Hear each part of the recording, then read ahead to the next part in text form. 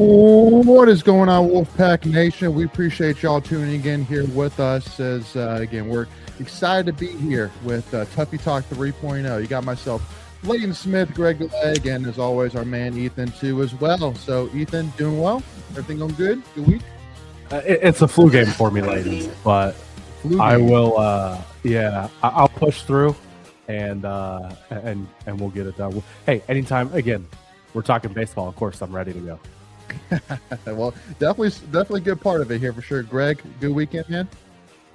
Yeah, my son graduated high school and got my daughter moved out of her storage units and down to South Carolina. So very productive and busy and great weekend. Yeah. How about you? Yeah, man, it was good, dude. Just got hot here in North Carolina, man. It's but we got some rain coming through this week. It's gonna be nice. We need it for sure. So all is well, man. But with that being said, Wolfpack Nation, if you've been with us for, you know the drill. Make sure any questions, comments, requests that you have, put them in the chat, and we'll be discussing them all today. But we got a lot to get to here. First of all, wanted to get to some all things NC State too here as well. So wanted to we'll kind of talk here a little bit about the latest news here for sure regarding recruits and things like that. But Ethan, what would you say your biggest shocker was from the Omaha 8? Would you say there's one team that surprised you the most? One team that surprised me the most. Mm-hmm. Well, I mean Troy as the 3 seed. That's a pretty big one. Obviously, that's up there. But again, a lot of big upsets. 3 of your top 4 seeds didn't make it. Especially, Georgia Tech and UCLA. UCLA ran the table as the number 1 team. Georgia Tech's one of the best lineups you've ever seen in college baseball. Auburn, obviously, we know. So, Troy's the lowest seed, so they've got to be up there. But, I think it's a fun field. I think there was a tweet going around that this is now 20 out of the last 3 years, 23 out of 24 different teams have made it. And of course, UNC is the one returner, but still, at least as a baseball guy, it's fun to see different teams up there. Yeah, no, definitely. Greg, was there any one series in particular you're tuning in for, in between your son's high school graduation? Well, of course, the hate watching of UNC that almost, you almost got them out too. What a heartbreaker, huh? Yeah. USC kind of literally dropped the ball on that one. But it was a good series. The West Virginia, I liked seeing West Virginia. I think I'm going to be kind of pulling for them. I think especially they're going to probably end up playing Carolina in game 2 there. Just love seeing Country Roads singing, guys holding up freaking raccoons behind home plate. It's what makes baseball kind of unique and fun at the same time. Yeah, definitely. Also too, even Oklahoma, seeing Oklahoma at Omaha is definitely unusual one. But one stat that I saw that was particularly crazy to me, and correct me if I'm wrong, but I think I saw a stat where it was like Texas has been to between like a third to a half of almost half of all College World Series that have ever happened. That's 39 of 79. Yeah, because I would have never pegged Texas as like this, baseball like super. Have you been living under a rock forever? I did not know that at all. Texas is a hotbed. It's like Texas, Florida, and California are like the 3 states that invented baseball practically. I let's put it this way, Greg. I would have said Texas football is sure. light years ahead of baseball, but apparently it's not necessarily light years. Maybe a light year. Behind football, maybe, but so which is wild that SMU doesn't play baseball. I still to this day find it crazy that they don't play baseball. Yeah, Syracuse makes a little more sense. Sure. Yeah. Anyway, we're moving on. That's right. But Benjamin saying a three game series versus West Virginia at the Doak will be fire next year. Sign me up. I think that's kind of what we got at in our baseball podcast. Ethan, I would love maybe a home and home with them. Layton, how did we do? No, he's probably saying how to grind my gears. Unless he wants to. Yeah, true. Well, yeah, don't worry. That's teeing up. Don't you worry. But Mark, amen to you, brother, as well, too, on that, man. So, but yes, with that being said, let's jump into, let me make sure I have the right background queued up, too, as well, because I need to do better this show here as well, which I'm ready to go here. So, yeah, let's jump on over some grind my gears. You know what really grinds my gears? All right, here. Almost. I was almost there. I was 67% of the way there, but I didn't have my screen full screen, so I couldn't see the segment background in time to get up here. But yeah, you said it, Ethan. Like so here, a little bit behind the scenes, y'all. So it's time to have a team meeting in front of the entire Tuffy Talk crew here. So just to make it, I didn't have 10 days into this getting reprimanded. Right.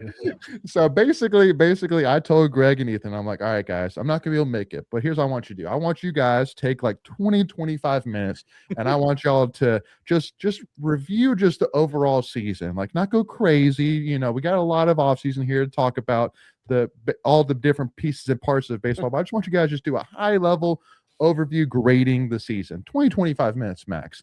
And then I literally go out to dinner because it was my wife's birthday and come back, and I expect to jump on StreamYard and just go ahead and download the recording so that way the next morning I can go ahead and get them, edit, things like that.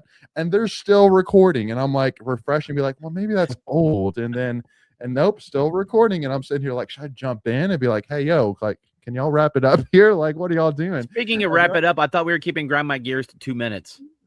Well, hey, listen here, all right. So, hey, this is what we call, Greg, full transparency mode here, all right, for the Tuffy Talk fans here. So, yeah. So anyway, and then of course at the end, Greg is like, yeah, don't worry about Ethan. Layton will clean it up, and I'm like, of course, yeah, Layton will figure it out. He'll be fine. So we gave you everything you needed to put it together. I stand by that. And the key word there is you got everything. Everything. What were you saying, Ethan? I said you got 2 episodes instead of 1. Yeah. So all right. So he got his portion of Grind My Gears. I'm gonna go to my portion of Grind My Gears because it clearly comes right into Layton's. Layton, when you ask me for content and you ask Ethan for content, we give you content and then you complain. That grinds my gears. Hey, listen, man, bits and pieces go a long way. Okay. So, just give me a taste, don't give me the whole snit and caboodle, we gave you enough for a lifetime of archives. So anytime you wanted to pull a hot take, you can just go find one. That's true. That's fair for sure. And there was a good bit of it. And obviously we're kind of, going to talk a little bit more about it here about, how do some of those hopes and dreams around Chris Hart, how they transfer in terms of roster makeup, which we'll talk about here in terms of Coach Chris Hart getting his first 2 commits here in the transfer portal.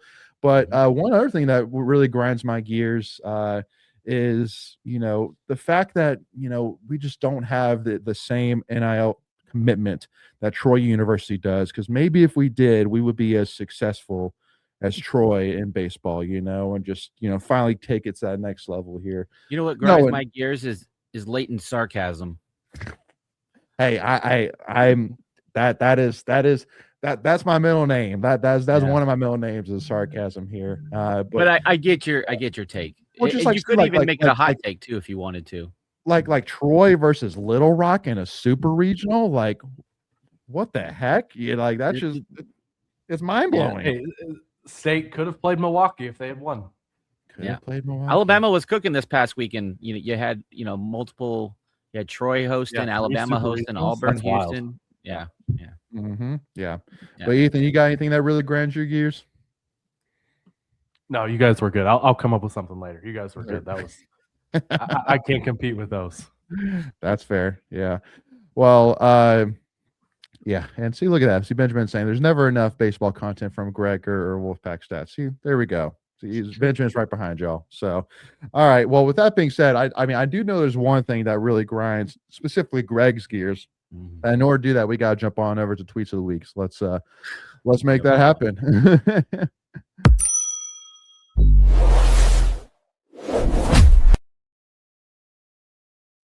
Oh, that was the first time we used that intro. I liked it.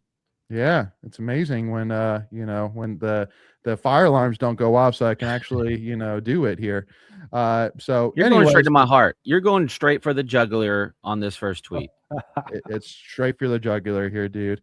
So unfortunately we learned that the NC State football opening game versus Virginia has been moved away from Brazil and to Charlottesville, Virginia, and but the good thing though here, Greg, is that NC State football still gets $1.5 million. Now, the biggest question which I want to, so I did want to ask that. So, like, kind of give the fans, so like the fans who say you're not going to see that money. So like what, like is that actually a thing where NC State football might not see that $1.5 million?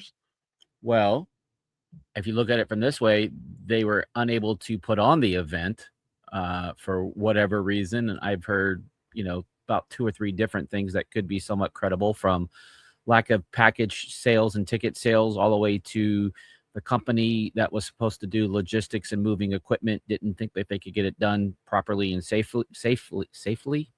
So yeah, I have concerns. And of course, there's always the legality route, but at that point, how much are you really going to get back? I don't know. I thought, as a lot of fans, from a fan perspective, like it would probably not be the greatest event ever.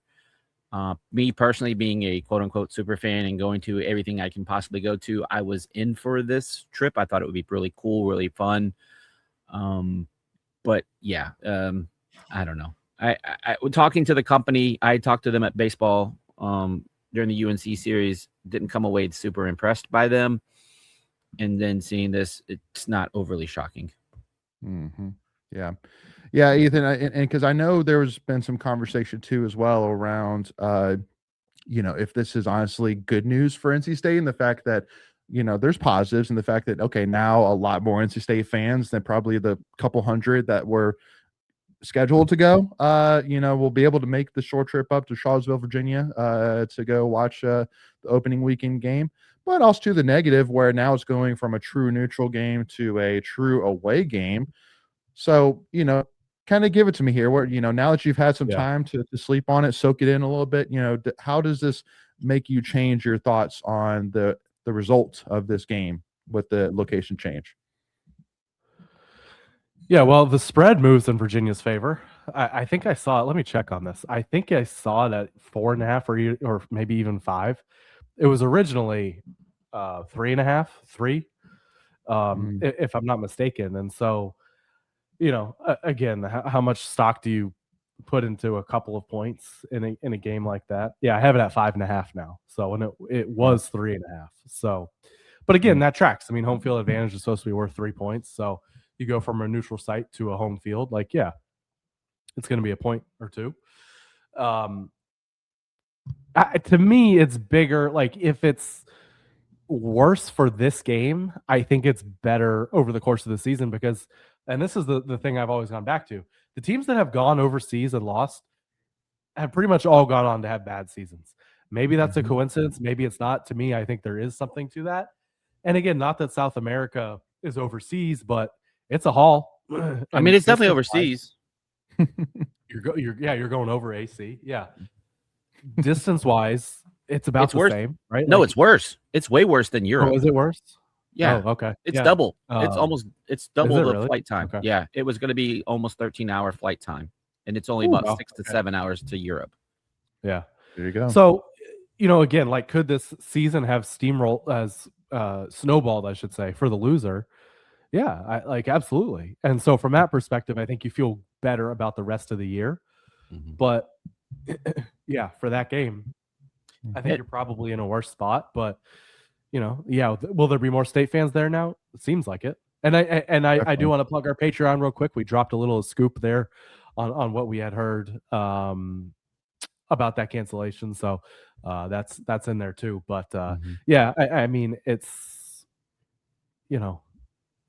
tough. I mean, I don't know if I was going to make it, but I definitely wanted to, and so now to not even have it as an option, it sucks. Yeah. And a couple of things. One, we're assuming it's still going to be the same weekend. I know that's what they're pushing for, but there's no guarantee that happens. I would think that ESPN and the powers that be that control TV would keep it the same. Though you could move it to, I don't know if UVA has an open slot in true week 1, but I know we do as of right now. Again, not knowing if that's the long-term plan to keep it on August 29th, I think it was. The other thing to keep in mind is, while yes, we are in line for a $1.5 million payday, here's something that people may or may not be tracking. That 1.5 would have been profit. Like, everything that was leading up to going down to Brazil was going to be entirely covered by either like the country of Brazil and or this company that was putting on the event, we now actually have to pay approximately $350,000 to travel to Charlottesville in order to play this game. So we're not clearing the 1.5 that people think we're clearing, because now we have to pay for our own expenses to get to Charlottesville. Yeah, no, definitely. It definitely, I think, there's positives and negatives here for sure. I mean, I think one big negative that hasn't been mentioned is kind of like you were saying, Ethan, where, when you lose a game, especially a game that you're building up for, I mean, like, I always say that the first game of the season is one of the hardest games of the year, just because of the fact that you're preparing for months ahead of time on this opponent. All you're thinking about this game is this game months ahead of time. And so, it really builds up. And also too, you want to start off on the right foot with a big W, right? You'd rather start off season 1-0 and build off strong momentum than having to bounce back from a negative momentum drive.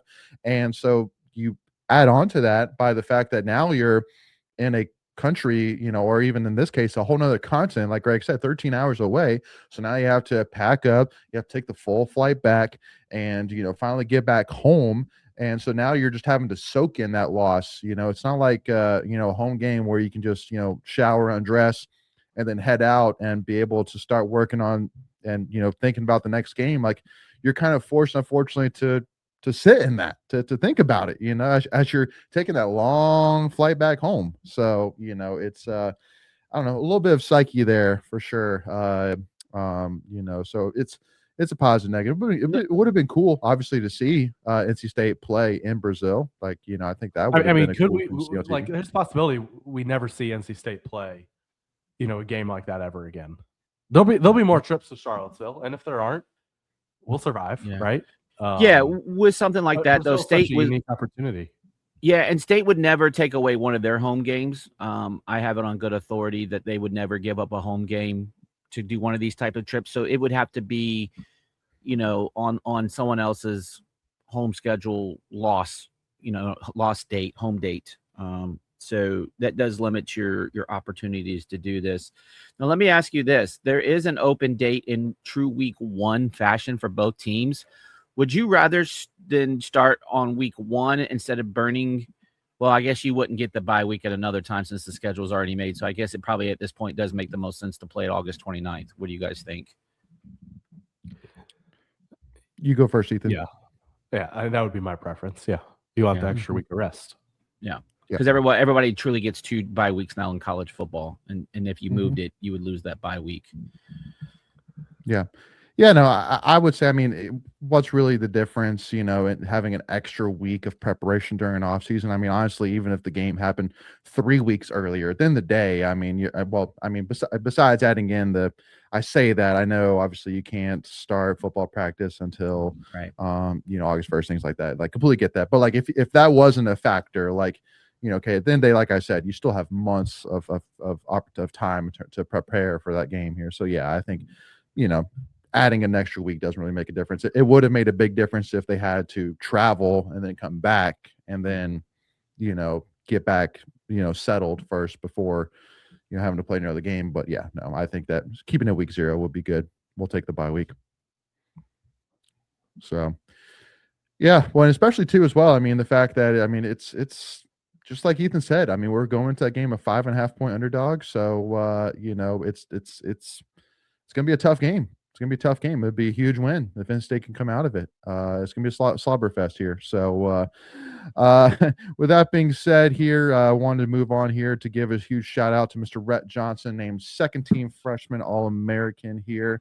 I mean, Greg, I know we talked a lot about this guy all season. Y'all obviously mentioned his name a couple of times in our baseball recap autopsy parts 1 and 2 here, but just were you surprised at all that seeing him second team freshman All-American? Would you expect him to be higher first team? Yeah, I'll be honest here. I didn't have a chance to look and see who was first team on this. So maybe Ethan has a better angle on this.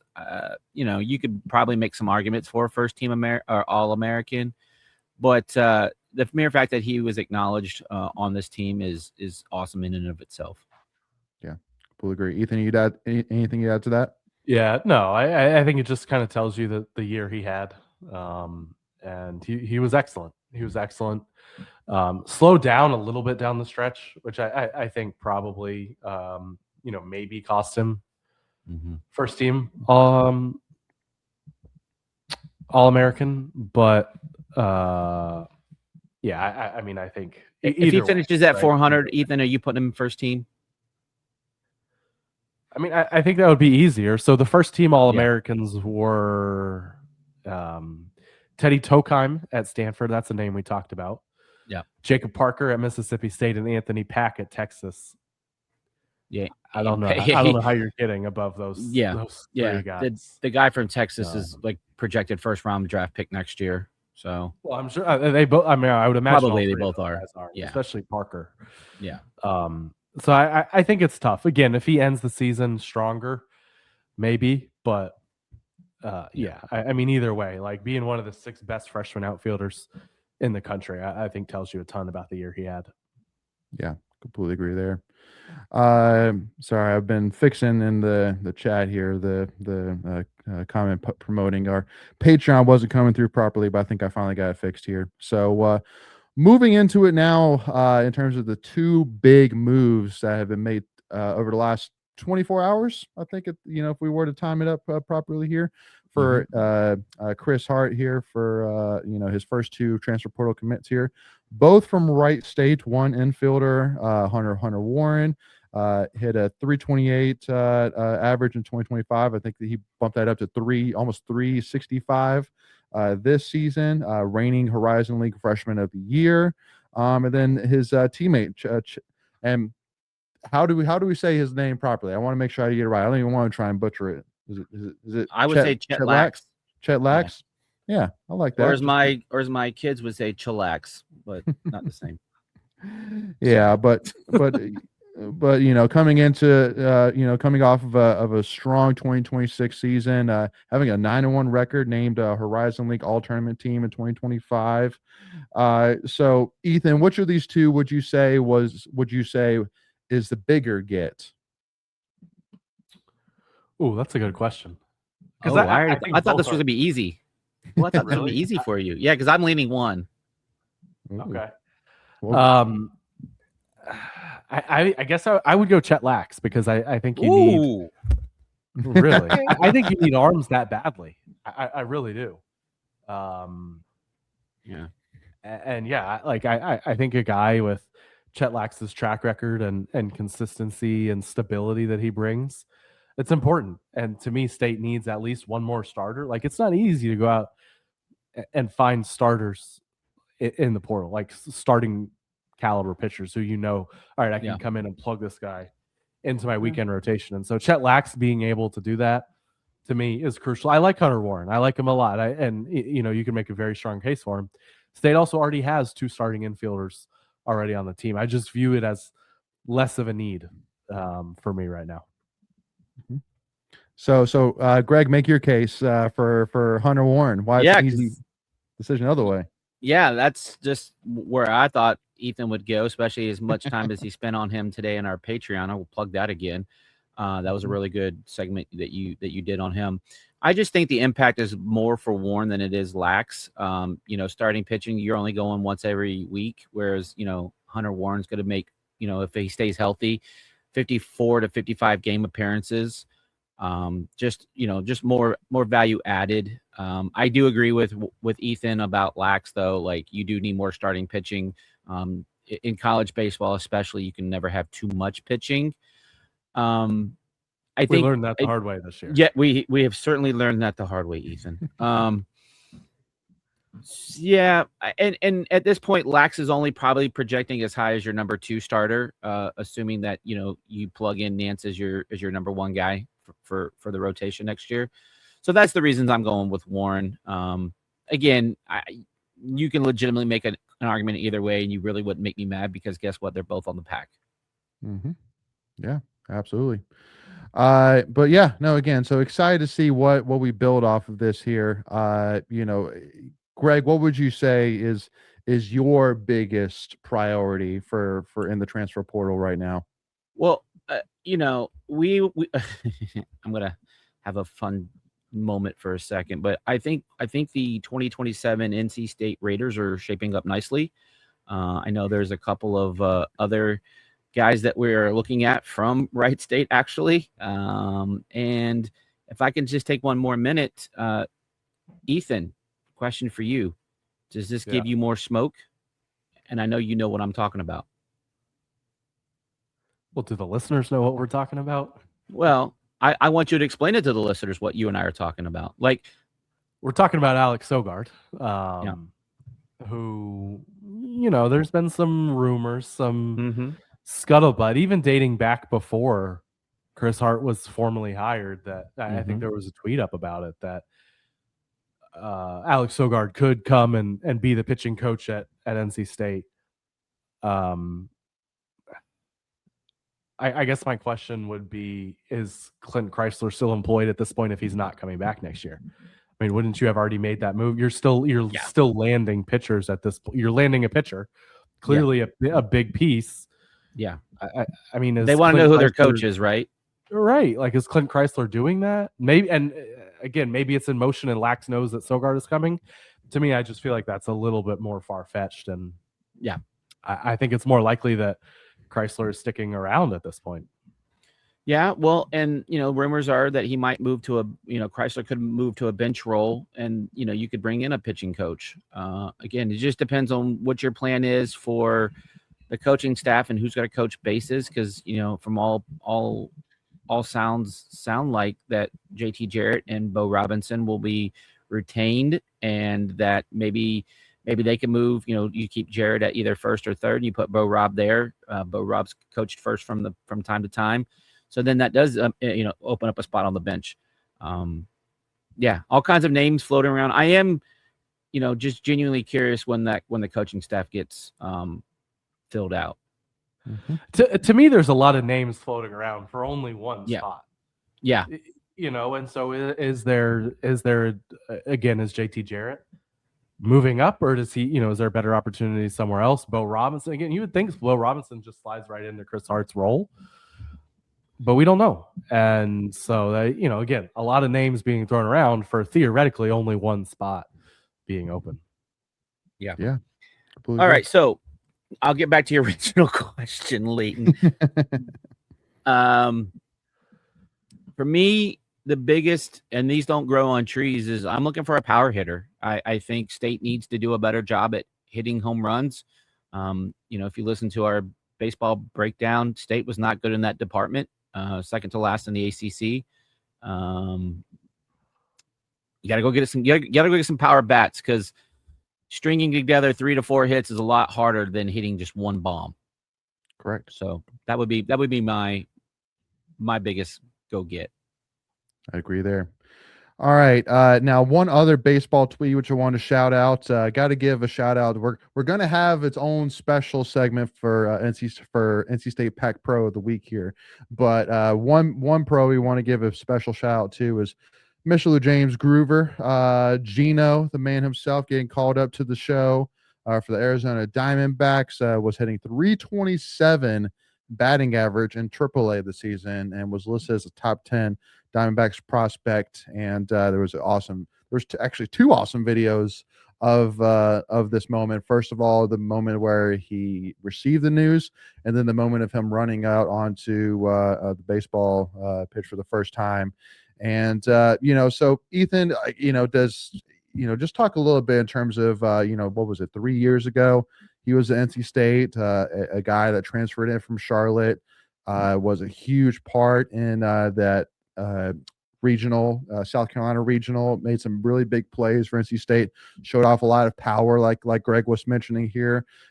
So did it shock you at all seeing the news that Gino got called up as the next rendition of NC State baseball players to play in the show? To be honest, the surprising part was that it took so long. Good answer. Like that, I always thought that Gino Groover had a big league bat.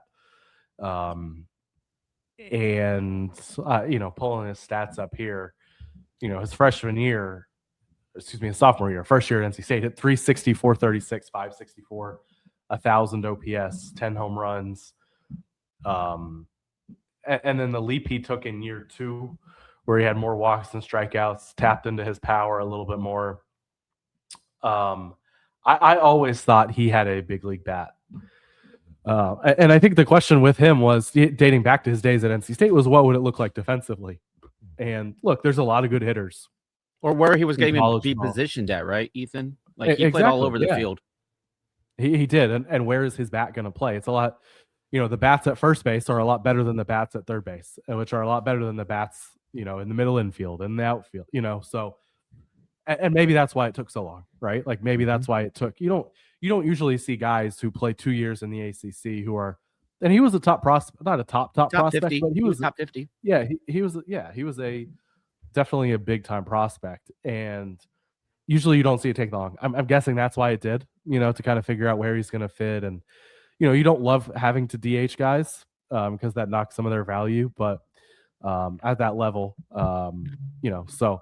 Yeah, not surprised at all. And obviously happy for him. What a great representative of NC State. The 2 years he had, it was such a shame that State went 1-2 and didn't missed a regional in the other year that he had him. Same thing with Chris McHugh this year. Obviously, Chris McHugh didn't have the same type of year, but yeah, he was such a fun hitter to watch. Well-rounded, did everything well. Great kid, and obviously. It feels like State's always hasn't had as many pros as you think they should.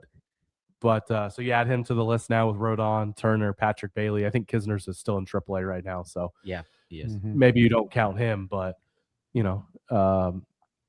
four big leaguers now. Yeah, that's a huge stat. Greg, anything you'd add to that? No, I think you mentioned the 2 videos, and I would add the third where his parents are getting interviewed from the stands right after Gino's hit, and just a really great family, just really cool folks. Anyone that doesn't know his dad, Gino the second, actually played for the Harlem Globetrotters back in the day. So he was a pro athlete, and I shared a story on X the other day that. In 24, the year after he got drafted, his parents still came to Athens to support the Pack, even though he wasn't playing. So I thought that was really cool. That is huge. Well, Greg, while Ethan's popping away here for a minute, let's give a shout out here to the other Pack Pro of the week here, Diana Schneider, who played in her first Grand Slam semifinals, defeating top-ranked Arina Sabalenka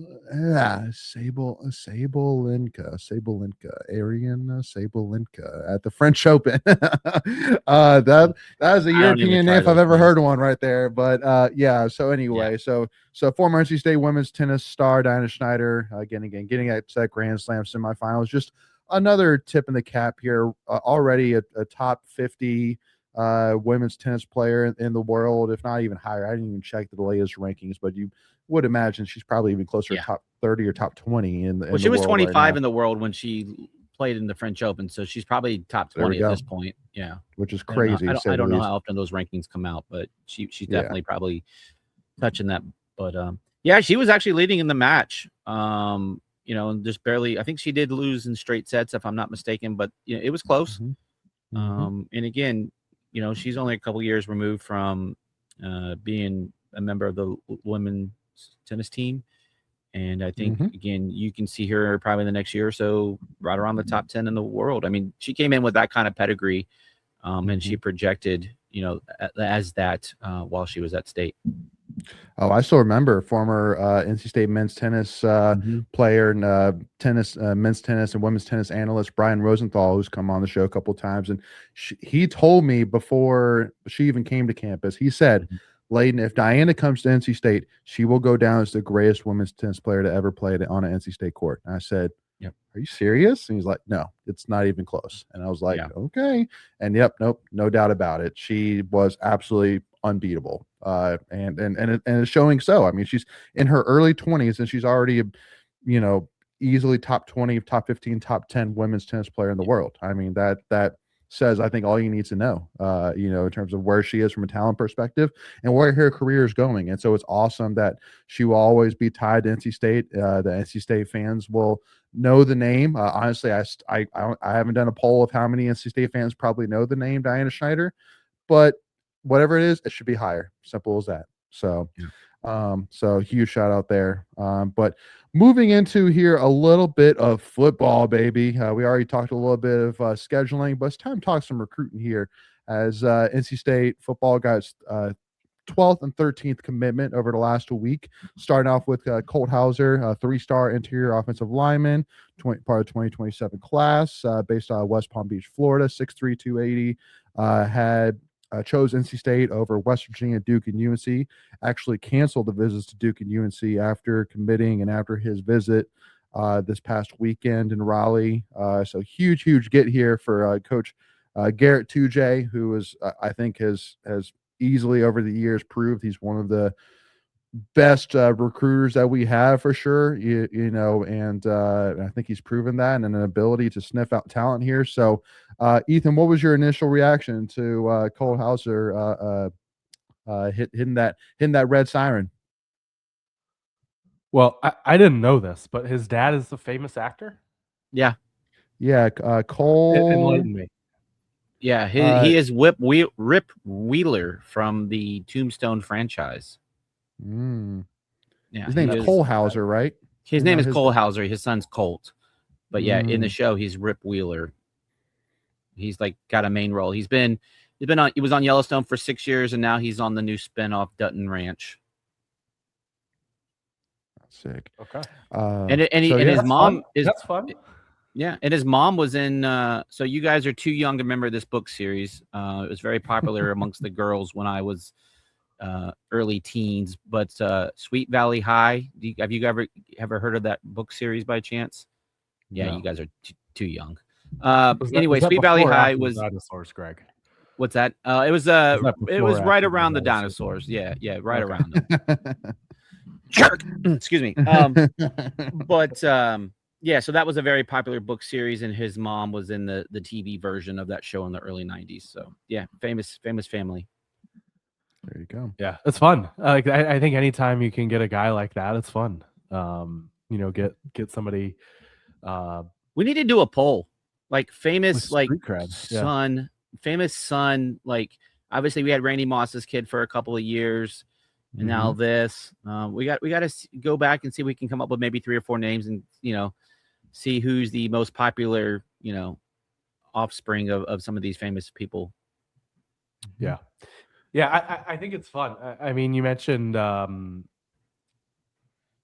Tujay's pedigree on the recruiting trail. And I mean, to me, like he's such a grinder, right? And it really stands out. It feels like every year they're bringing in 4 or 5 kids, which out of high school, which you don't necessarily have to do. And then he goes out there and lands 2 or 3 in the portal every year. And so to me, he's a guy who's just always getting after it. And, landing those portal guys makes it harder for the guys who sign as freshmen to get into the starting lineup.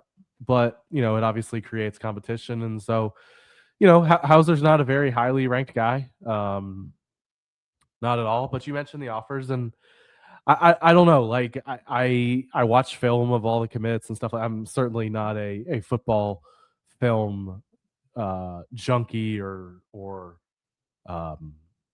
it's not something I know that well. But I think interior offensive lineman is probably one of the hardest to judge.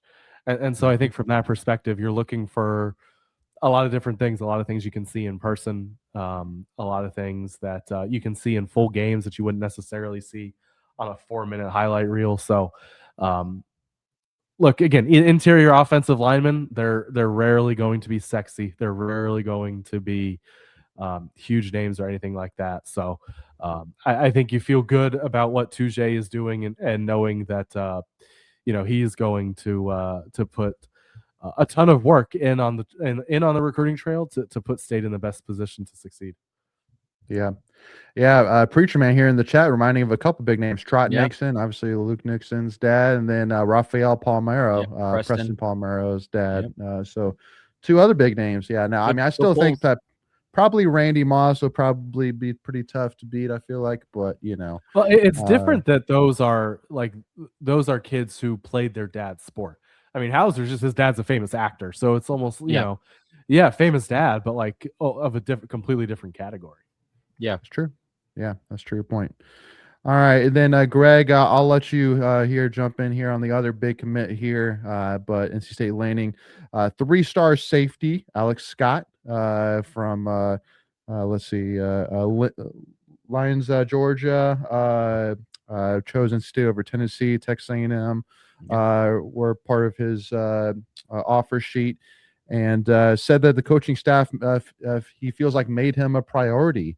And so with that commitment, now his state stands at 13 total commitments, stands at a top 30 class nationally right now. So, what kind of screams out to you, Greg, about this commit here with Alex Scott? Because I think maybe, I think that still a lot of NC State fans say, hey, Greg, it'd be nice if we got a 4-star, commit. I feel like more than we have. It seems like a lot of them reach 3 stars, but what's your thoughts on it? I've made my thoughts before on the stars crap. Like if Alabama or Georgia were to offer this kid, he automatically becomes a 4-star. It's so subjective. It's random. We talked about guys that have come in here with low stars and become first-round draft picks. I'm looking at you, Garrett Bradbury. I don't get hung up. I get hung up on the development of these kids and see what kind of players that they can be turned into. I leave all the eye test and all that to the professionals. I like Ethan, don't really get caught up in the, I enjoyed the game. I'm not a technician of the game, but guy coming in, top 50 at his position, whether, does he play free safety or strong safety? That kind of, remains to be seen. Probably like from some of the things that I've looked at and read, he's maybe more suited as a strong safety. Don't know how that looks as far as like the roster build as it stands today. But yeah, I think a guy that, can come in here and potentially compete and get better and stronger and, see where the chips may lie. Ethan, go ahead, Ethan.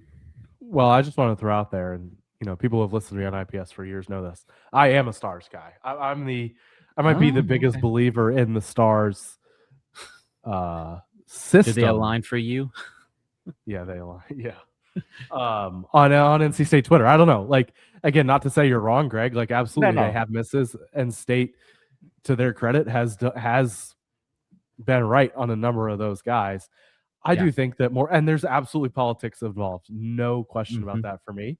But I do value, like, am I more excited about KJ Caldwell than Alex Scott because KJ Caldwell is a top 100 kid? Yeah, I absolutely am. Do I know anything about either of these two guys other than their offers and where they're ranked? No, but I like Caldwell more because he's ranked higher. And so I definitely think it's devalued. It's not a perfect system, but to me, I don't completely throw them away and just say, oh, it doesn't matter. I think it does matter. I think the numbers show that. Again, how much are the politics involved there? A lot. But well, I mean, I'll give you Gunnar Rivers as a prime example. Like, they dropped him because, like, he came to State. Yeah. Let me he was like even said, that's the politics. That's the politics. He was borderline 4-star, and then you drop him because like how does someone make a leap in the off? Like, I don't know. Who dropped him? Do we know? I think it was Rivals. And again, like, there's the other thing. Like, who do you subscribe to? Is it ESPN? Is it Rivals? Is it 247? Yeah. There's just so many different, it's, to me, again, like I said, it's so subjective because one man's trash is another man's treasure. Right. I don't know. It's definitely subjective. I don't have a history of so I have 247. 247 jumped him actually when he committed to State. So let's see. He was take that, Greg. But again, that just goes more to my point. If he gets risen by 247 and dropped by Rivals, tell me how it makes sense. Right. Yeah. Beauty's in the eye of the beholder. That's what I just said. Another man's trash is another man's treasure. Yeah. Yeah. When did he commit? He committed on Alex Scott. No, Rivers. No, Rivers. Oh, Gunnar Rivers. Yeah. I felt like it was like March, February, March. Yeah, it's been a couple months. So his drop, he dropped on 247, which I assume was on 3, dropping him or rivals, whatever. He dropped on February 24th. And so, yeah, so I think it was February 23rd he committed. February 23rd he committed, yeah. So, yeah, that's, again, I don't know. Like, you'd have to get somebody on to explain that. Like, that's definitely, it makes no sense. Why on a random Tuesday does he get dropped a level? Right. And so I don't know, I don't want to sit here and defend those guys. That's not what I'm trying to do. No, I get you. But yeah, weird. Like you said, 247 jumps him and rivals drops him. That's, that's how it goes. So I don't know. But again, we're going to see. Are we going to look back and say, oh, Gunnar Rivers was, if Gunnar Rivers gets drafted in 5 years, are we going to look back and say, oh, they were right? No, we never say that. We don't give them credit for getting Nyheim Hines right, or Kentavious Street is the one I use, right? Kentavious Street was a 4-star guy, didn't really produce at State ever, and ended up being a 3rd or a 4th round pick. So I'll throw a name out there. They got Kentavious Street right. I mean, I'll throw a name out there. Like, you guys may or may not remember him. I don't know, but Johnny Frazier. Of course. Greg, how old do you think we are, bro? I was his position manager. You were like 12 dude. Last week. Yeah, because remember when I was a football equipment manager, I was the running backs manager. Me and Des Kitchings were buddies, so I knew Johnny very well. So yeah, was he there during your time? Yes. Yeah, Johnny he was the same age as me. Still is. Yeah, I mean, did you jump him in age? As far as I know, yeah. No, I some sarcasm here, but yeah, I mean, he was a guy that definitely got wrong, right? But I mean, some of that's injury related, and you can't really project those and predict those type of things. Yeah, so we'll just leave the past with Johnny. Yeah, unfortunately, but but hey, listen, we still got Nyheim Hines and Reggie Gillespie, all that class. So yeah, I think we turned out pretty okay in the running back quadrant there. But yeah, so the one point I want to make about this though, and then we'll jump to another tweet here. But one thing that Stars does not take into account: character. There is no character grading on the Stars list, and especially in today's day and age. Like, because here's the thing, Ethan. Like, if you get a 4-star guy, and especially a 5-star, if you're not playing him year one, he's probably going to transfer after that season, more than likely.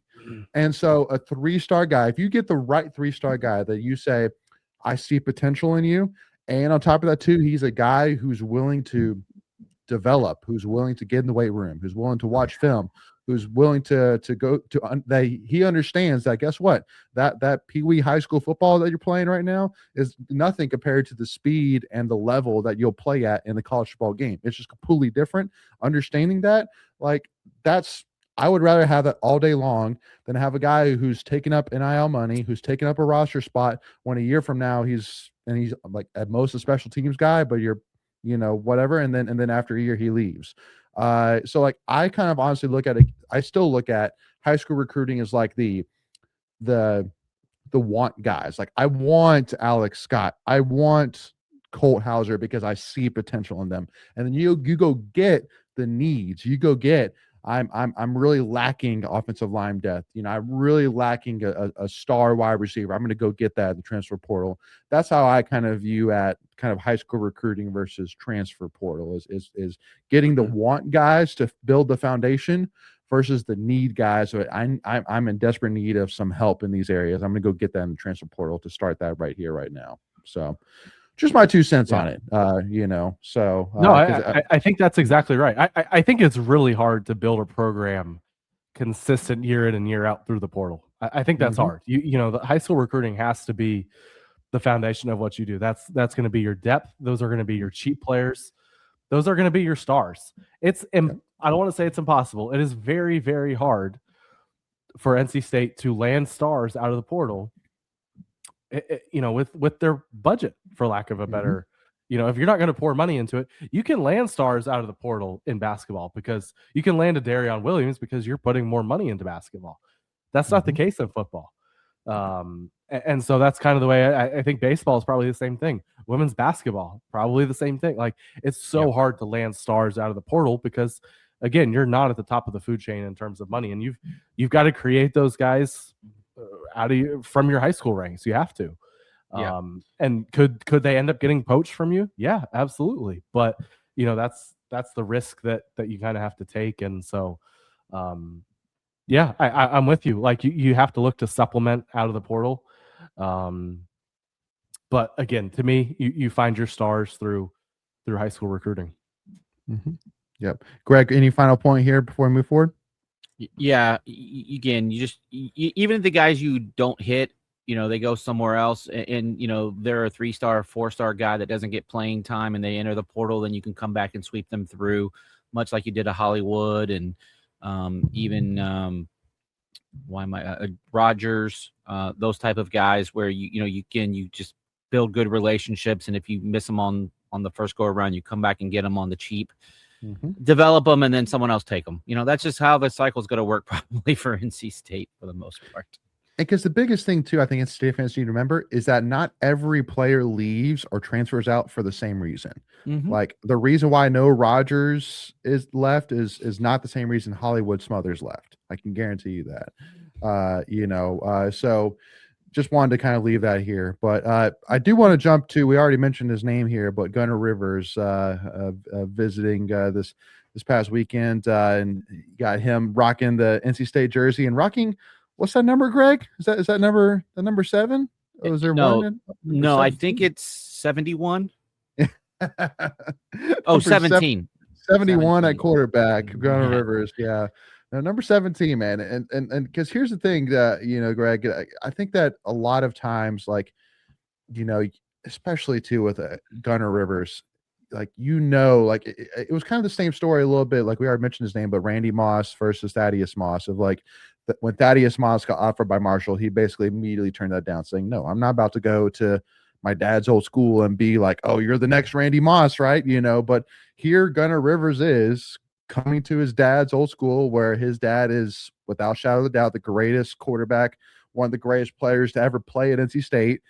And here he is on official visit wearing his number 17. Like, he's not shying away one bit from the light that's being shown on him from his dad's legacy here. He's not shying away from it one bit. So do you see that as a benefit, or do you see that as, does it make you nervous at all? No, I think, if it was an issue, I don't think he ever comes to State to begin with. If he was worried about, quote unquote, following in his dad's footsteps, wearing the number 17, he wears number 17 for his high school team. So that's really not out of the ordinary to wear it here. My biggest question is it is officially retired by NC State. Like, would they unretire it for Gunnar if that's what he chose to wear his number? Like, to me, that's the biggest question out of all this picture right here.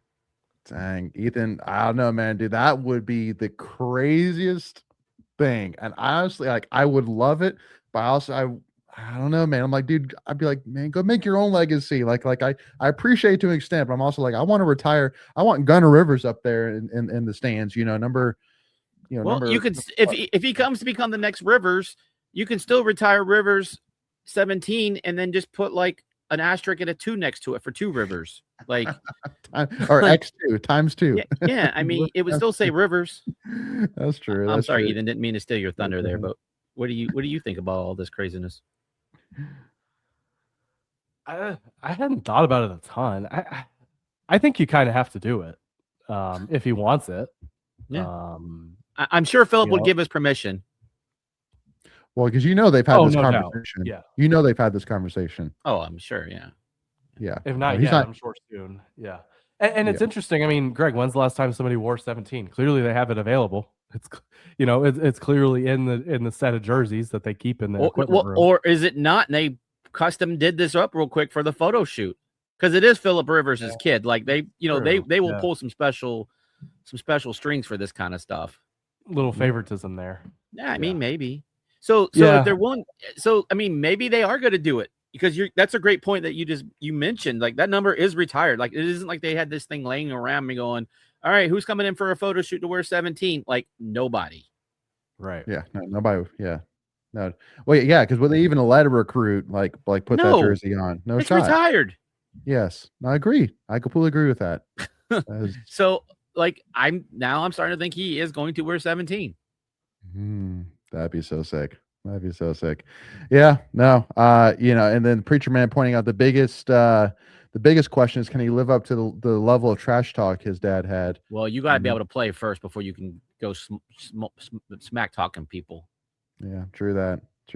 So, but yeah, that's probably that's probably as high, if not even a higher bar than play. Because man, I mean, Philip Rivers is known across the football universe as one of the best trash talkers of all time. So that's quite the bar there. So, but yeah, and then Wee Jones saying, I didn't think there was any way we were going to get Gunner. Shocked me that he decided to come live in that shadow, but kudos to Dave and crew for that. And again, like it's going to be a huge, huge responsibility on Dorn's shoulders here for sure. Because I mean, obviously, how head coaches handle quarterback decisions and things like that are already on such a huge pedestal as it is, but then you add into the fact that it's Philip Rivers' son too. On top of that, it's going to be a storyline to say the least once it gets here. So the last tweet of the week we wanted to point out here is freshman quarterback Jacob Smith, who was committed to baseball and football, is no longer listed on the official football roster, but is still listed on the baseball roster.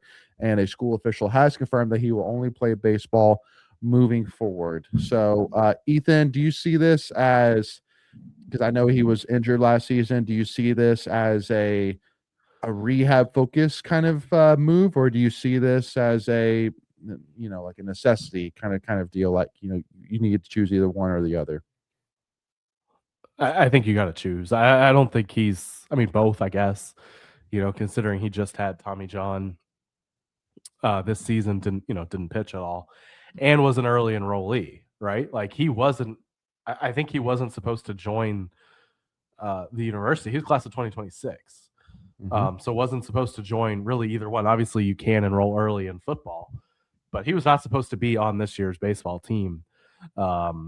And so, he's a kid that's struggled with injuries. I want to say he tore his ACL in high school as well, playing football. And when State landed him a couple of years ago, he was a potential big time quarterback guy, like big time. And it just didn't materialize. Guys are young, stuff happens. He got hurt. Obviously, very good baseball player. It's just impossible to do both. Like unless you're Russell Wilson. Well, but he got drafted in playing baseball. Like he was. Yes, he did. Like he was an okay college baseball player. Yeah, but that was his actual downfall, was playing baseball at State, as far as his football career at State. True. Yep, 100% truth. Yeah, but that's independent of like his talent. No, but we were talking about playing both sports, is what we were kind of talking about, right? Like, yeah, it's very, very difficult. And so a guy who's had a ton of injuries and quite like so far down the depth chart at quarterback now, it just, I don't think made a ton of sense. And so, switch over to baseball where you're already rehabbing, a major injury. This definitely felt inevitable. And,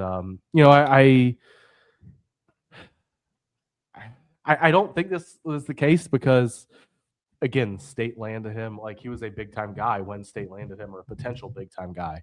But you also wonder, was Dave Doeren doing Elliott Avent a solid here? And now once you get to campus, okay, just switch over to baseball. I don't think that was the case, but I do think that could happen at certain points. Yeah. Yeah, I mean, I know that the plan was for him to play football this year had he not had the Tommy John. He was definitely projecting towards being, as part of the football program. I definitely can confirm that. But to your point, like at this point, he's not. He probably won't even pitch next season because of his injury. He had his surgery March 3rd, I want to say. And I don't know if he had full Tommy John or the brace. Full Tommy John's a full year. The brace is probably like 9-10 months, maybe 8 to 10 months, depending on, how you rehab it. So that would even, put you, wherever. But coming off that injury, you're definitely like, your program is so prescribed to you. like no more than this many pitches, and that includes warm-up tosses. Like it's a very strict program when you're coming back from that. So I would be shocked if he played for the Pac-9 next year. Yeah, fair enough. So that'll wrap up here, y'all, our Tweets of the Week segment here. So we're going to head on over here to Ethan's Stat Pack.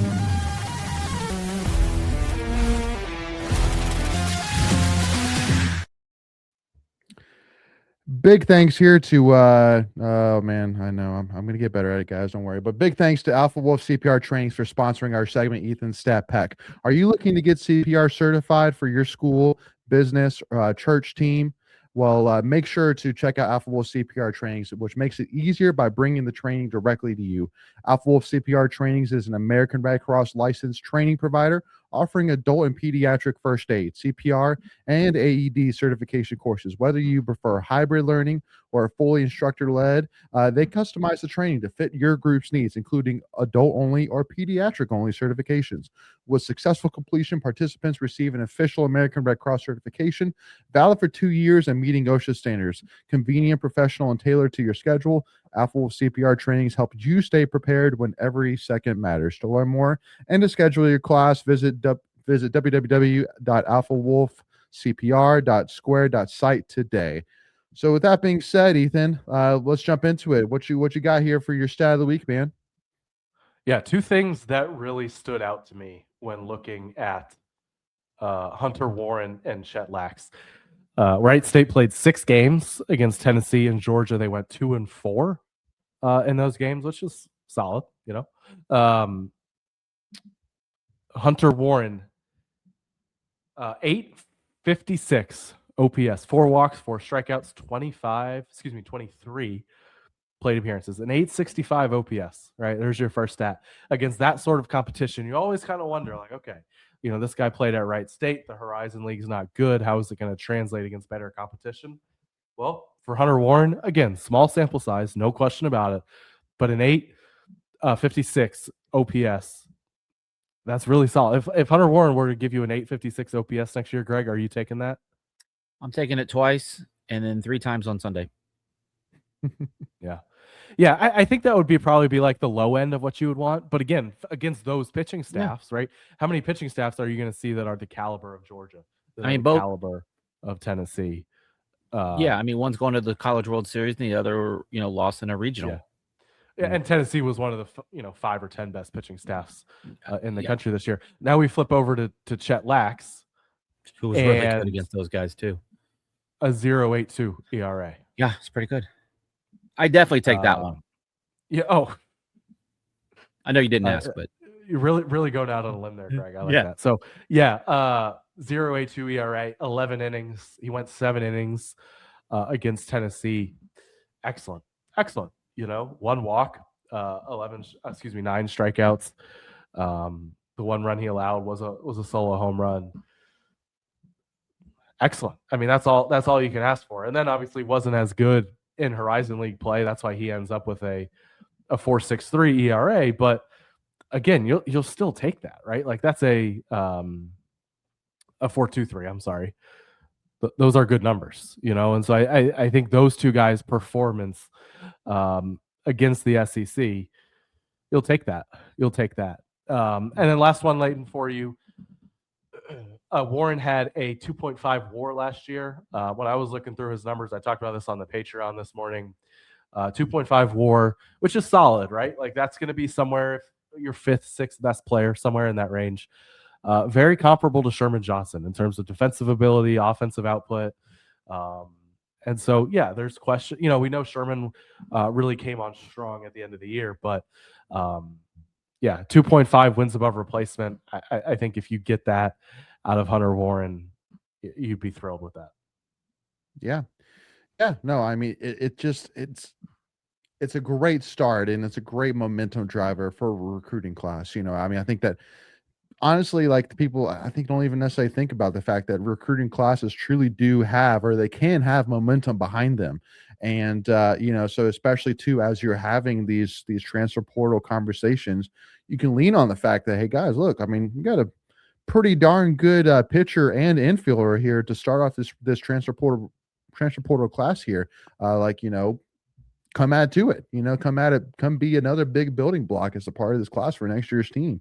So, excited to see that, Chris Hart's definitely not waiting for the gun, to get this race started here. He's ready at the jump. So, but yeah, just like you said, though, Alex Sogard, what's to happen with him? We'll see. So, Greg, let me ask you a question real quick. If you're building an ideal lineup right now, and this is a hard question because you've got 3 spots filled, maybe 4. Where do you want Hunter Warren to be in the lineup, ideally? So I'm going to cheat. I did listen to your pod here, and I agree with your assessment. At 6 seems about right. Again, not knowing what else you have to build around him, but just based off of those raw numbers, 6 looks like a good spot. You take that. I mean, that's kind of, Sherman Johnson, as you've used as a comparable, kind of batted in there for a little while this year. He moved up and down the lineup, kind of did settle in more towards the top. But, yeah, I'm good with 6th. He doesn't project as a 2 or a 3 for me, definitely not a 4. I could see him as a 2, based on the way State has built their lineups in the past.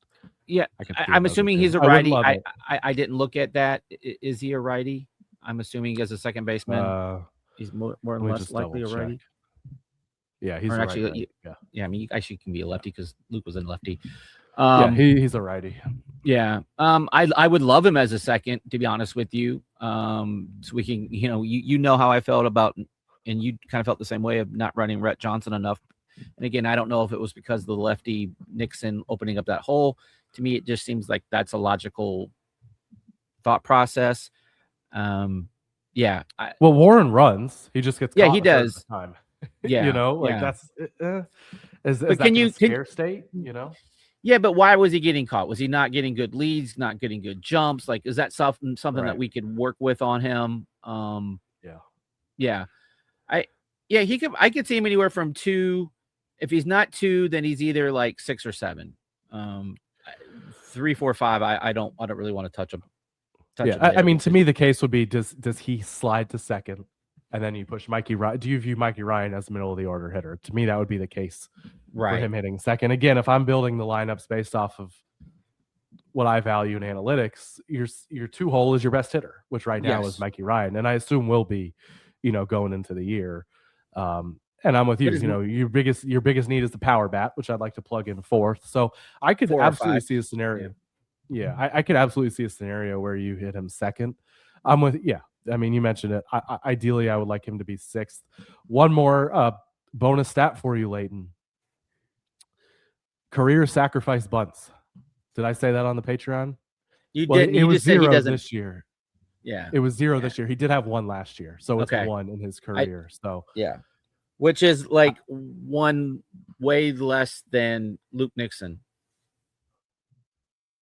Please never sack. No more sack bunting, please. None. Not with guys who can hit.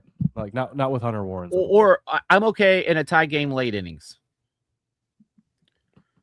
Where the situation absolutely calls for it. You're really not even entertaining that, Ethan.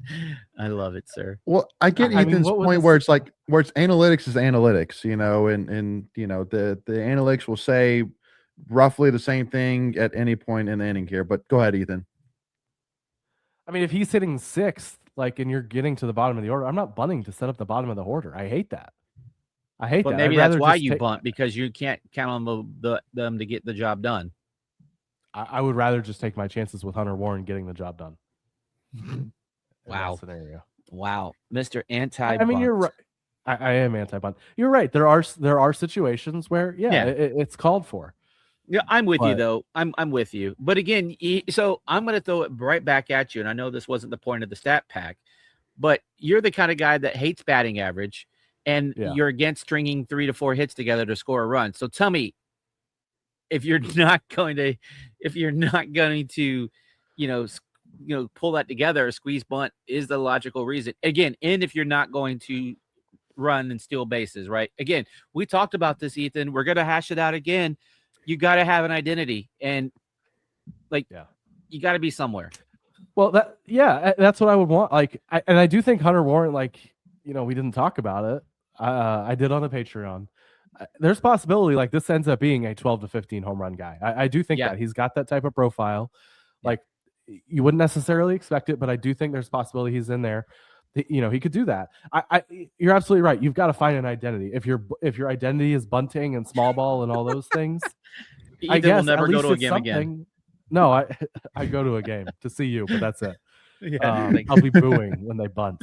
But yeah, like at least it's an identity. But yeah, I would rather try and hit bombs. Like it's not that I don't like stringing hits together. That's great. I'll take runs anyway. I just don't think it's sustainable. It's not a reliable way of scoring runs. That's kind of the way I approach it. Hitting for power, that's sustainable. Stealing bases, that's sustainable. So that's kind of the way I view it. Yeah. The one thing we didn't mention on these two guys coming over from Wright State was they were both first team All Horizon League guys. So you are getting the best of the best. You're not pulling a guy that's first off the bench or something like that. Like you're getting some guys that have the ability to your point to jump up and show what they're made of. Mm-hmm. And one thing, Layton, I know I know you're ready to move on, but like that was Horizon League. Right. The Horizon League teams, like they're not great. It's not a good baseball conference, but these teams have been very, very competitive in postseason baseball. We talked about Wright State going on the road. They won a game against Tennessee and Georgia. We've seen NC State play them. Very, very competitive games. Wright State feels like when they're in a regional, they're very, very competitive. We saw it this year with Milwaukee. Milwaukee starts 2-0 in the Auburn Regional. So, and honestly, Wright State should have been that team too. Like they got screwed in the championship game. Like there's no doubt about it. You know, but the whole league was under 500. Yeah. But again, they've accommodated themselves. Accommodate's not the right word, but they've done very well playing up against better competition. But and again, I promise last point. But that goes to the point of Alex Tucker. Like he understands it. He gets it. He's a great young mind in college baseball. He knows what his team has to do in order to be competitive come postseason play. You got to play those teams. That's kind of the anti-NC State. Ooh. Wow. Well, little whisper behind the scenes action there too, Greg. All right. I appreciate that. I agree. We'll see if the transcript. We'll see if the transcript catches that. Go ahead, Greg. I just agree with. I agree with Alex. Like challenge yourself. Just go out, and if you schedule that the first, second weekend of the season, if you don't win them, it's not going to really hurt you. But go see what your team is made of early in the season and see what you need to work on. Like I'm completely pro Ethan on that. You can grab that transcript too. Well, my last point here to you, Greg, here is what was Coach Hart's position title last year? It was associate head coach and bunting coach, or was it hitting coach? Which one was it? All right, well, everyone, thanks for joining us this week on Tuffy Talk Live. No. Hey, man, it's all well and fun here. But with that being said, Wolfpack Nation, if you haven't already, make sure to hit that subscribe button. If it's lighting up for you, that means you need to hit it here. We have a goal here. We're trying to hit that 10,000 subscriber line here. We'd love to hit it by the end of the year, if not sooner. So do us a big favor. It's free to do. It really goes a long way in supporting the channel. So hit that subscribe button. If you enjoyed this conversation, hit the like button too, as well as the YouTube algorithm really picks up on it here, so that would really be a big help for us. Also, let us know in the comments too as well. What's the one big thing you're looking forward to or hoping for this off season here in terms of whether it's a big in-state baseball commit or even some basketball news here as well. So make sure to let us know and let us know down in the comments. But also make sure to give us a follow at Tuffy Talk now on Twitter and again, just make sure to go check out our Patreon too as well. There's a lot of amazing stuff on there. It's only $5 a month. Link is down in the chat. But also too, if you're listening to us on Spotify, iHeartRadio, Apple Podcasts, wherever you listen to us, do us a big favor, leave us a 5-star review. Greatly appreciate that too as well. Said Wolfpack Nation, we will see you all soon. We'll see y'all next week. Stay tuned for more content to come. With that being said, y'all, as always, go Pack.